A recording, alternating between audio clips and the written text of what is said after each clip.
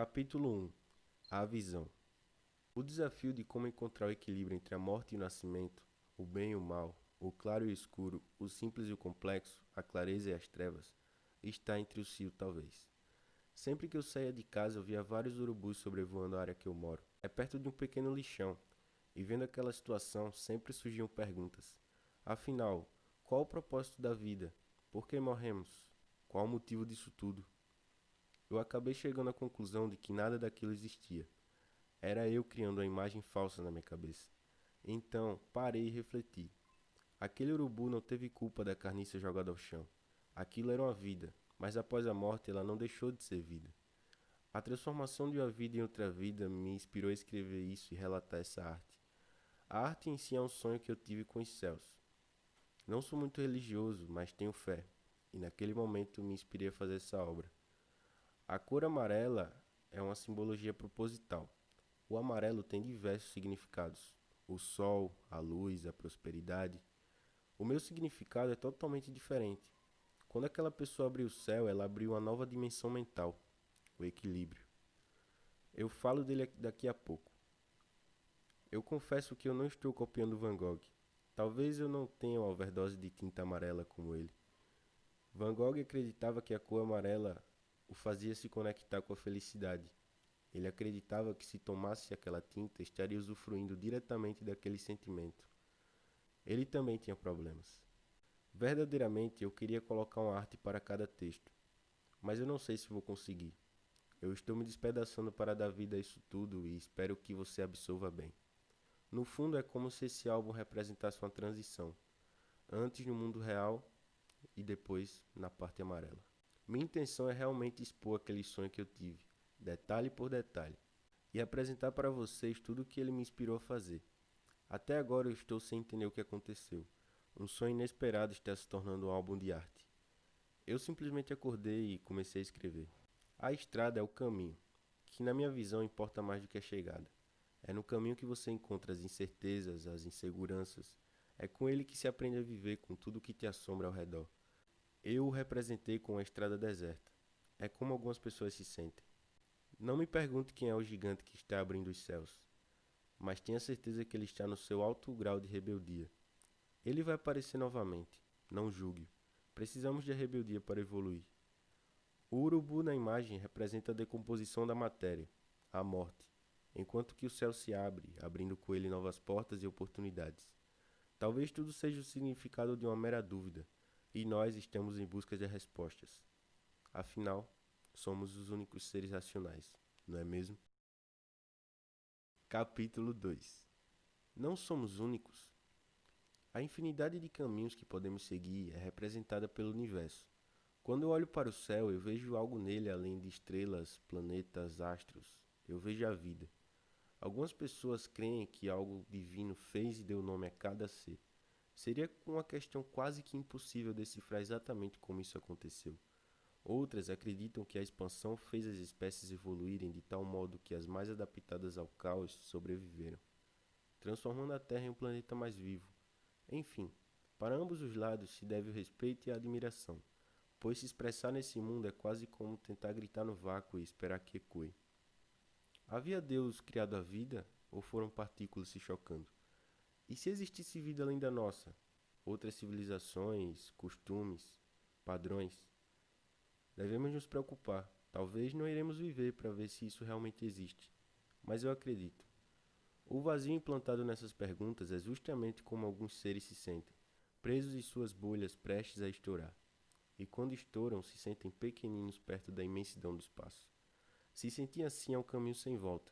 Nada faz sentido do outro lado da razão, e a única coisa que importa é você. Imagina um dia a humanidade sentada na beirada do mundo, olhando outras galáxias, planetas, ideias, lunetas. Essa arte nem tem significado, no fundo é só mais um motivo para acreditar que as coisas podem ser diferentes, e que um dia a humanidade irá olhar para si mesma. Assim, irá ver a autodestruição que está provocando, o caos, a guerra se armando. O destino, que eu falei no início, é incerto. Sabendo que nesse instante poderia ter sido feita uma escolha diferente, que resultasse em um novo caminho, podendo existir realidades infinitas para se viver. A escolha é algo crucial. Finalmente, Você vai escolher seguir seus sonhos ou viver a sua realidade? Nunca coloque limites nos seus sonhos, mas viva a realidade a fundo. Não sabemos de quase nada e achamos que sabemos de tudo. Enquanto o tempo passa, você continua sonhando. Esse é o inconsciente, mas nunca esqueça de quem você está se tornando. Capítulo 3. Por que tanta pergunta? Credo. No início, eu pensei em fazer como se esse livro fosse um diário contando uma história. Mas ninguém merece saber da minha vida, sério. Eu queria fazer coisas bonitas, sem morte, guerra e destruição. Mas aí eu não estaria contando uma história. Eu devo estar me contradizendo, mas foda-se. Eu sei que não vou agradar a todos. Creio que as coisas só acontecem quando nós entendemos as consequências. Parece que nós temos um fio que vai se conectando com cada pessoa que passa em nossas vidas. E no fim, nada parece ter um propósito. Sou sempre assim. Ou é 100% ou é nada. Em outra linguagem, ou eu me entrego ou eu deixo a desejar. Talvez você nem esteja entendendo essa minha lógica. Talvez eu me transforme durante esse livro. Talvez eu nem tenha razão, mas nessa vida quem precisa da razão? A morte tem segredos. O amor tem segredos. A morte não merece seu holofote. Mesmo você acelerando com o farol alto, ela vai te enxergar. Você não pode desviar do amor. Ame sem dó. No seu último dia, muita gente vai te amar. Tem dias que eu lembro de quando nós poderíamos sair da caverna. Hoje nós não podemos. Perdemos o ar só de pensar. Você vai sentir saudade dos seus olhos ardendo com a luz do sol. Os fluidos de outra pessoa agora podem te matar, mas é só uma fase. Não vejo a hora de abraçar a vida. Ela é querida por mim. Talvez esse fio nem exista. As pessoas estavam desconectadas e foi preciso trancá-las em suas cavernas para tudo ter sentido. Parecia que as coisas simples estavam perdendo valor. Ainda tem gente que odeia essa conexão. Quando as coisas se normalizarem, eu juro que eu vou correr na praia. Isso me deixa mais perto da vida. Ela parecia se distanciar de mim, mas eu vou correr atrás. Quando eu encontrá-la novamente, eu vou poder abraçá-la e contar tudo o que a morte me disse. Ela queria que eu ficasse na caverna para sempre. Vida, o mundo pode estar acabando. Talvez deveríamos fugir para um lugar melhor, longe das pessoas. O céu está ficando amarelo, eu nem sei o significado disso. Eu confesso que estou meio perdido aqui, mas não deve ser algo ruim. Eu sou muito intenso, me desculpa. Mas quando eu vejo a morte, meu coração acelera. Quando eu penso em você, também acontece isso, mas é por outro motivo. A morte me deixa sem saída. Talvez eu não deva pensar tanto nela. Talvez eu precise focar mais em você.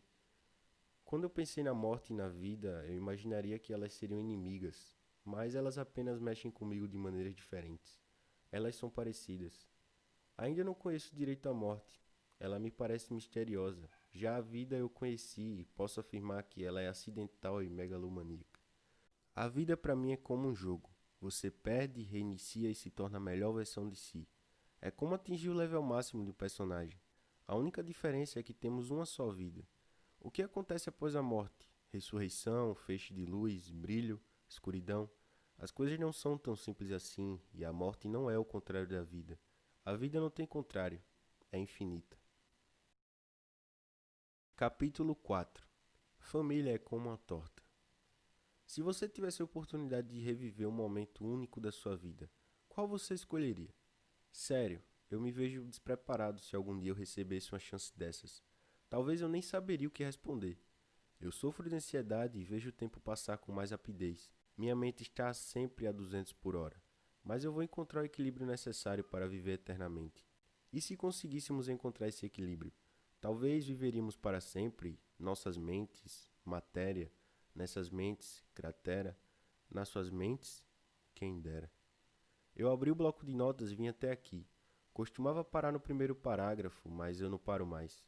Talvez eu tenha mudado e aquele eu do passado tenha ficado para trás. Minha família sempre foi um caos. Tive que firmar meu cais, mas nem sempre é assim que se faz. Talvez fosse melhor transbordar, nada demais. Minha avó mesmo sempre quis o meu bem. Sempre dizia cresça. Demorei para valorizar o esforço da coroa e espero que não coloque uma de espinhos na minha cabeça. Minha família é torta, sempre dividida entre vender a casa ou alugar. Comparo-a com uma torta, separada em pedaços e todos querem saborear. Parece que estou parado, mesmo estando andando. E nesse gerúndio da vida, é raro os que vêm amando. A arte me salvou, devo minha vida a ela. Ou melhor, o meu renascimento. Eu renasci e nem sou a fênix. Morri e nem perdi a vida. Cresci e nem perdi o foco. Que ela seja bem vivida. Vi vida onde só tinha morte. Dei luz à minha escuridão. Ninguém sabia o que eu sentia. Tinha tudo na palma da mão.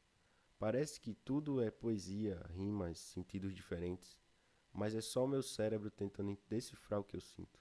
Eu não sou um poeta. Capítulo 5. Um desafio. Fazer a vida valer a pena pode se tornar um desafio. O sentido da vida se torna ainda mais confuso e deserto. Pessoas machucam pessoas de graça, sem dó nem piedade. Uns se sentem maiores porque estão em um trono, mas você é rei acordando às 5 da manhã, fazendo o dia ser melhor, se tornando a sua melhor versão, ajudando o próximo, mesmo sabendo que os dois sempre vão estar com a espada acima da cabeça. Quando que a vida vai valer a pena? Quando terminar o mestrado? Quando construir uma família? Quando ficar rico? Apenas um desafio, apenas um, mas ele nunca vai ser superado. Nossos ancestrais nos ensinaram a sermos seres instintivos e racionais em situações de perigo. Um desafio pode ser além de uma cobrança do chefe ou algo do tipo. Está dentro da mente. A vida é instantânea. Quanto menos se esperar dela, mais se surpreende. A expectativa gerada a partir de um desafio, por mais simples que seja, nos deixa acomodados e sair da caixa se torna um desafio ainda maior. E o se torna indefinido e não número, visto que o nosso maior desafio é decifrar a nós mesmos. Capítulo 6. O mal de ser de papel. Depois que meu celular queimou, eu fiquei chateado. Comecei a escrever no caderno. Eu mal sabia que o caderno também poderia queimar. Quando eu falo em queimar, eu falo do fogo que vem da alma, sabe? Quando você se inspira tanto em fazer algo que automaticamente seu coração se une com a sua mente e a partir daí tudo começa a fluir. Antes de tentar desistir de tudo, eu pensei melhor. E hoje você está aqui. Cada pessoa tem sua dificuldade e seu inferno astral a ser superado. Mas tudo mudou quando eu parei de tentar superar algo que já fazia parte de mim. Faz tempo. Comecei a caminhar lado a lado com as minhas dificuldades. Aprendi muito mais errando do que se escondendo. O erro é genial. Ser ou não ser de papel não era o problema. O problema mesmo era se vocês iriam entender a minha arte.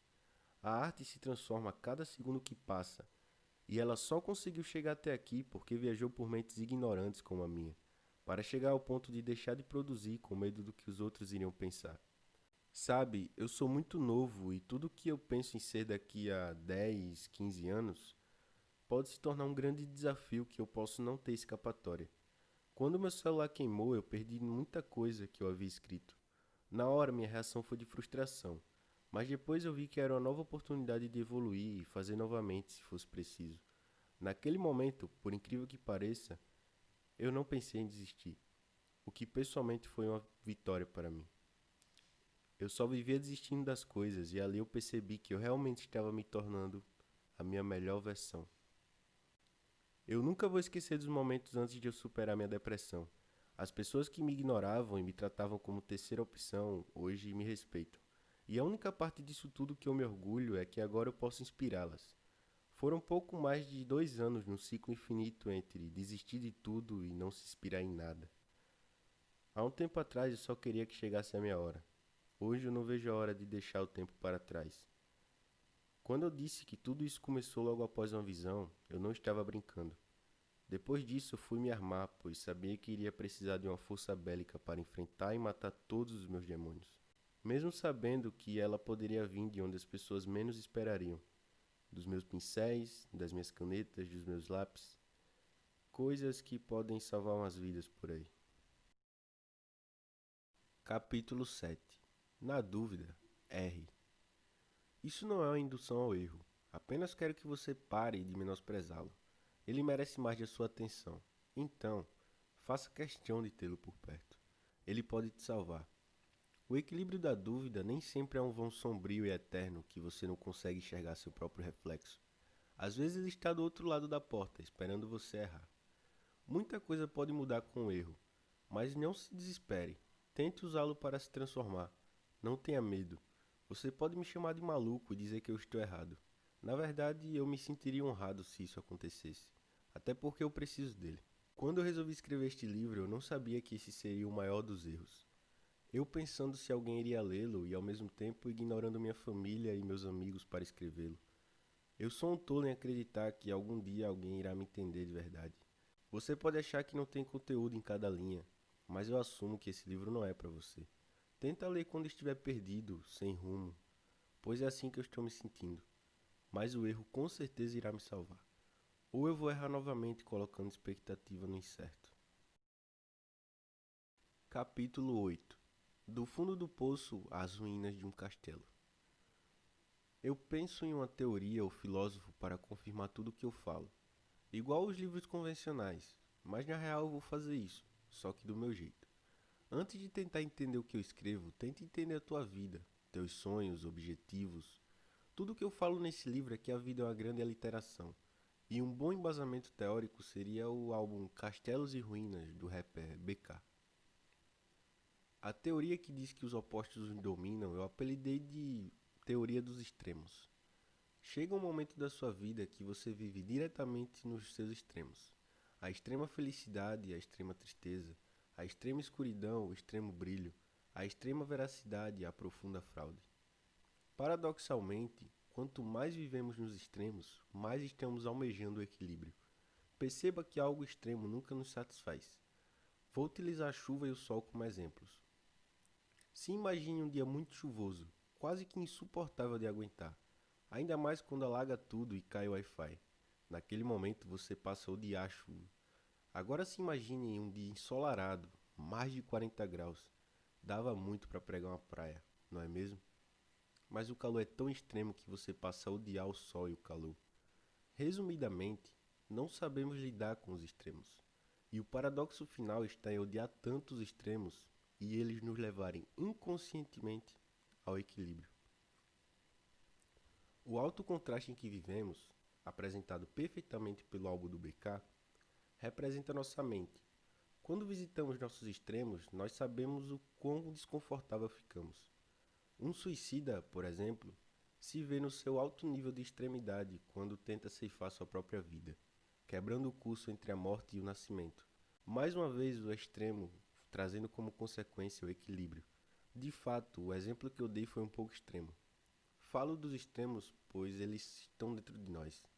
Consequentemente, podemos encontrar o equilíbrio. O que seria esse tal equilíbrio que você tanto fala?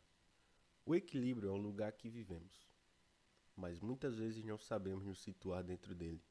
É desapegar, é se acalmar, é se conhecer, é focar no que faz sentido para você. O equilíbrio é um lugar não fixo, ele varia. A dúvida é uma coisa que evidencia uma pessoa que busca se equilibrar. E olhe que eu nem estou falando sobre aprender slackline. Ela está além de esclarecer, ela previne o erro, mesmo ele sendo genial. A palavra extremo poderia ser perfeitamente substituída pela palavra excesso. Equilibrar sua vida é viver em harmonia, fugindo da comparação. Cada um de nós estamos situados em uma parte do equilíbrio. Ele é relativo. Problemas como depressão, ansiedade e crises de pânico podem ser amenizados com a busca pela harmonia. Literalmente falando, tenta se encontrar teu outro lado. Viva na insanidade do equilíbrio. No fim das contas, a dúvida serve para situar algo que te consome por dentro e pode te levar para o fundo do poço.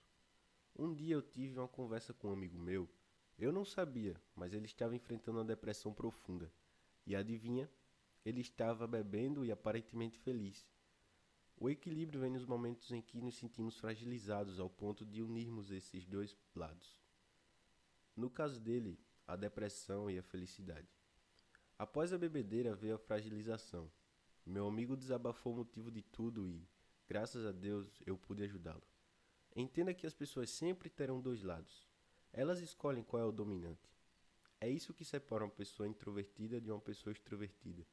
Mas não quer dizer que elas apenas apresentam esse tipo de comportamento. Elas apenas não localizaram seu outro lado.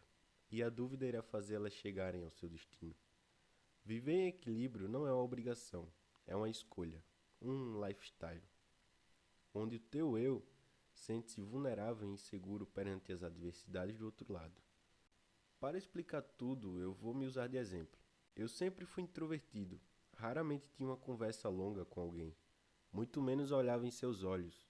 Atualmente eu encontrei meu outro lado, mas quero deixar claro que foi uma decisão minha. Eu fui em busca de me conhecer e conhecer o meu outro lado. Hoje eu me encontro em mim mesmo. Eu reconheço meus medos e defeitos e, ao mesmo tempo, admiro minhas qualidades. Isso pode ser representado pela faixa Caminhos, do próprio álbum do BK. Eu sou querido no céu, eu sou amado no inferno. Entre o errado e o certo, eu prefiro ter o Deus por perto. Você não precisa seguir essa ideologia. Siga se fizer sentido para você. No contrário, aproveite os extremos se é isso que te interessa. Apenas tente buscar a sua melhor versão de si. Capítulo 9. Recado para o Aslan. Acorda, Aslan. Tá achando que com esse livrinho tu vai se salvar? Você tem apenas uma corda para se enforcar. Não adianta dizer que está no fundo do poço e que vai usá-la para escalar. Eu te conheço, moleque. Lembro quando você era invisível e agora não deixou de ser. Só tem uns likes a mais no Instagram. Aslan, a vida não é brinquedo não. Hoje você está por cima e amanhã embaixo do chão. Se liga, Aslan. Tem muita gente querendo arruinar tua vida. Esse papo de querer ser imortal é bobeira. Você é egoísta. Nunca vai conseguir alcançar seus sonhos. Você é medroso. Não consegue nem me olhar no olho. Caso resolva usar essa corda, me avisa que eu quero ver você se destruindo na minha frente. Sua mente não é de um gênio. É de um cara que está preso por ela. Sem saída, sem ambição. Você até tentou ser mais legal quando quis aprender a tocar violão, mas não soube nenhum acorde. Como vai fazer para usar essa corda de outro jeito? Seus pés estão molhados e a única brecha de sol vem do topo da sua cabeça. Nunca se esqueça de mim. Foi eu que fiz você entrar nesse buraco. Seu inconsciente. Seu parceiro. Sua vida na palma da minha mão. Suas escolhas foram ingênuas. Ninguém te ama além da tua família. Eu sou perturbador e ao mesmo tempo inofensivo. Quando você se der conta, vai estar pendurado pelo pescoço vendo a vitória de todos ao seu redor e se comparando até se sentir menor. Você nunca vai sair da Matrix e ficar fazendo a mesma coisa sempre. Essa sua rotina de merda vai acabar contigo. Eu nem existo e já fiz mais coisas por você do que muitas pessoas que dizem estar com você para o que precisar. Você é uma farsa. Esse negócio de equilíbrio é pura bobagem. Você não teve visão alguma. Isso é tudo coisa da sua cabeça. Não acredite no Aslan, ou você não será o mesmo. Acorda! Aslan, acorda! Capítulo 10. Não se preocupe com o equilíbrio. É tudo ilusão. O equilíbrio é cruel, as pessoas costumam te julgar por entrar nesse estágio.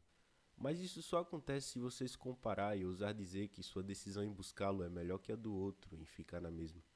A zona de conforto é foda, só decepção. Sair da zona é para pessoas corajosas. Eu não recomendo. Eu recomendo que você não saia. É arriscado. Não me ouça. Na real, vai viver. Chega de teoria, vai enfrentar teus demônios. Entenda que você pode matá-los, afinal foi você quem os criou. A culpa é toda sua. Esse livro não tem como objetivo salvar tua vida. Ignora todas as crenças limitantes e vai se descobrir. Somos instantes, mas sempre pense em ser eterno. Quem sou eu para te dizer o que você pode e não deve fazer? Sou apenas um moleque que pensa grande e vive na pequenez do seu próprio universo. Eu queria que vocês me entendessem. Entre o cio talvez é temporário. Depois eu crio algo que faça mais sentido para mim. Mas eu vou eternizá-lo. O mundo é injusto justamente com quem é bom. Nesse momento, meu cérebro envia uma mensagem e o coração a recebe em prantos. Me desculpa, eu já rasguei mais de 30 folhas do caderno e ainda não consegui dizer tudo o que eu queria. Capítulo 11. 11 de dezembro de 2019. Quando eu resolvi escrever este livro, eu não pedi ajuda a ninguém. Eu fui sozinho. Só que no meio do caminho eu percebi que eu precisava de ajuda. Eu estava sendo egoísta. Não existe essa de fazer as coisas sozinho. Grande parte das coisas da sua vida vai ter a ajuda de alguém, direta ou indiretamente. O que te faz reconhecer isso é tua humildade. Eu percebi que posso escrever coisas geniais aqui, coisas jamais vistas, mas eu também percebi que isso não é uma meta. Ser o gênio não é uma meta. Ser o gênio nem é tão difícil. Eu nunca trabalhei para ser diferente, mesmo as pessoas me considerando ser assim. Eu nunca me vi diferente de ninguém. Eu apenas quis me transformar. Existem coisas na vida que acontecem sem você ter culpa. Um exemplo disso é o nascimento. Você não tem culpa de ter nascido em uma família infeliz e que não te apoia. Muito menos o contrário. A questão financeira nunca vai estar aliada à felicidade e à compreensão da família. Existe a família rica que não apoia o filho e acaba criando uma pessoa sem tesão em viver. Assim como existe a família com uma renda mínima que apoia seus familiares. O dinheiro não é tudo. Quando eu resolvi escrever este livro, eu percebi que eu era muito mais do que as pessoas achavam de mim. Eu não me valorizava e usava o julgamento das pessoas como verdade absoluta. Definitivamente um erro. Eu me sentia um lixo, me comparava aos outros, me comparava às conquistas dos outros, e isso me corroía por dentro. Nunca viva na sombra dos outros. Se comparar não faz sentido, são realidades diferentes e aquilo não está ao seu alcance. A realização da outra pessoa não está ao seu alcance. Você pode ser original. Quando eu resolvi escrever este livro, eu percebi a minha transformação. Percebi que não existe essa de ser humano perfeito. Existem pessoas que trabalham por um mundo melhor. Eu sempre quis ter a sensação de que alguém está me entendendo, ou não. Eu sempre quis saber se eu era suficiente para escrever algo profundo e ao mesmo tempo tão solto e divertido. O incerto é poderoso. Já o erro. Quando eu resolvi escrever este livro, eu não sabia que eu seria uma pessoa que iria se importar com coisas mais simples. Eu não imaginava que eu seria uma pessoa criativa o suficiente para colocar tudo isso em prática. Eu tive que voltar ao passado para ver que eu sempre tive esse instinto de nunca parar. Nunca. Quando eu resolvi escrever este livro, eu não sabia que ele seria a equação mais difícil de achar a resposta. Entre o si e o talvez é algo que eu nunca vou esquecer. Vai estar eternizado na minha mente, e eu espero que algum trecho dele tenha te tocado de alguma forma. Quando eu resolvi escrever este livro, eu não sabia que ele poderia acabar aos poucos. Não sabia que os parágrafos iriam se encurtar, talvez eu tenha ficado tempo demais aqui. Quando eu resolvi escrever este livro, eu estava numa madrugada solitária e entediante. Nunca duvide de si. Quando eu resolvi escrever este livro, eu me encontrei. Não estou mais perdido. Leia quando quiser. Quando eu resolvi escrever este livro, eu vi o brilho nos meus olhos. Quando eu resolvi escrever este livro, eu não imaginei o fim. Quando eu resolvi escrever este livro?